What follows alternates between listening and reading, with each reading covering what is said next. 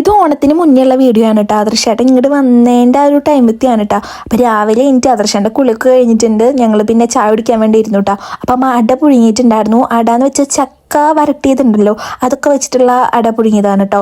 പിന്നെ പഴവും പപ്പടമൊക്കെ ആയിരുന്നു ഇതൊരു രാവിലത്തെ ബ്രേക്ക്ഫാസ്റ്റ് ഉണ്ടായിരുന്നത്. പിന്നെ ഞാൻ റൂമൊക്കെ ക്ലീൻ ചെയ്തിട്ട് അടിച്ചു വരാൻ വേണ്ടി നിന്നു കേട്ടോ. അപ്പോൾ കുറേ മരുന്നിൻ്റെ കവറും അതൊക്കെ ഉണ്ടായിരുന്നു, അതൊക്കെ മാറ്റി. പിന്നെ നമ്മുടെ ഓണക്കോടി വാങ്ങിച്ചതാണ് തോന്നുന്നോടെ ഇരിക്കുന്നത്. അതാണ് ഞാൻ പറഞ്ഞത് ഓണത്തിൻ്റെ സമയത്തത്തെ ഒരു വീഡിയോ ആണെന്ന് കേട്ടോ. അങ്ങനെ അടിച്ചോറിൻ്റെ ഇടയിൽ ഇതേ ആദർശേട്ടൻ വന്നിട്ടുണ്ട്. പിന്നെ കുറച്ച് കഴിഞ്ഞ് ഇങ്ങനെ വെറുതെ ഇരിക്കുമ്പോൾ അർജു വന്നിട്ടുണ്ടായി. അങ്ങനെ അർജുൻ്റെ അടുത്ത് കുറച്ച് നേരം കത്തിയടിച്ചിട്ട് ഇങ്ങനെ ഇരുന്നു കേട്ടോ. പിന്നെ അവൻ കുറച്ച് കഴിഞ്ഞപ്പോൾ പോയിട്ടാ. അത് കഴിഞ്ഞപ്പോൾ ഞാൻ ഇഞ്ചിമ്പുളി ഉണ്ടായിരുന്നു, അത് ഇരുന്ന് വെറുതെ കഴിച്ചു കേട്ടോ.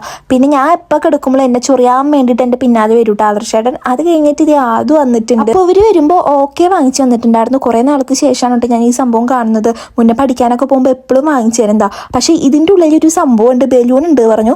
അങ്ങനെ അതെടുത്തിട്ട് ആദർശേട്ടൻ വീർപ്പിച്ച് നോക്കിയപ്പോൾ അതിന് വേറെ ഏതൊക്കെ ഷേപ്പ്, അങ്ങനെ ബലൂണാവെന്ന് വിചാരിച്ച് നമ്മൾ വീർപ്പിക്കുമ്പോൾ അതിൽ എന്തോ ചെവിയും ഒക്കെ നീണ്ടു വരുന്നു.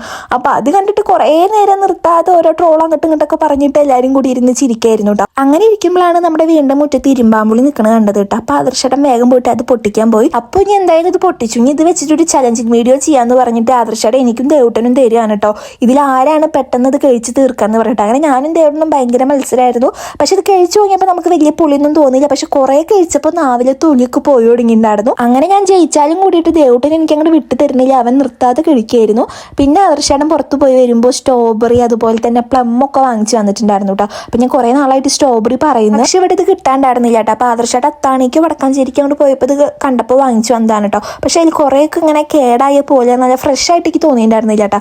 അങ്ങനെ അത് കുറച്ച് പ്ലമ്മും കുറച്ച് സ്ട്രോബെറി എടുത്ത് കഴുകിയിട്ട് ഞാൻ കഴിച്ചു കേട്ടോ. പിന്നെ ഒരു 5:30 ആയപ്പോൾ നമ്മുടെ നിത്താരക്കുട്ടി വന്നിട്ടുണ്ടായിരുന്നു. അപ്പോൾ അമ്മയും അച്ഛനും എല്ലാവരും ഉണ്ട്. അവളെ അച്ഛൻ എല്ലാവരുടെ അടുത്തേക്കും പോകും, ഒരു പരിചയക്കേടും ഇല്ല, ആരുടെ അടുത്ത് വേണമെങ്കിലും പോകും, ഭയങ്കര കമ്പനിയാണ് കേട്ടോ. അപ്പോൾ അമ്മ അവളെ എടുത്തിട്ട് മറ്റേ മുട്ട് കൊടുക്കാൻ കേട്ടോ. ഇവിടെ ഇങ്ങനെ മുട്ട് കൊണ്ട് ഉണ്ണിവെള്ളം ഇങ്ങനെ തല മുട്ടിക്കാറുണ്ടല്ലോ, ആ സംഭവം. അങ്ങനെ കുറേ നേരം ഇവളേനെ എടുത്തിട്ട് ഇങ്ങനെ നമ്മുടെ വീട്ടിലൊക്കെ അങ്ങോട്ട് ഇട്ട് നടന്നു.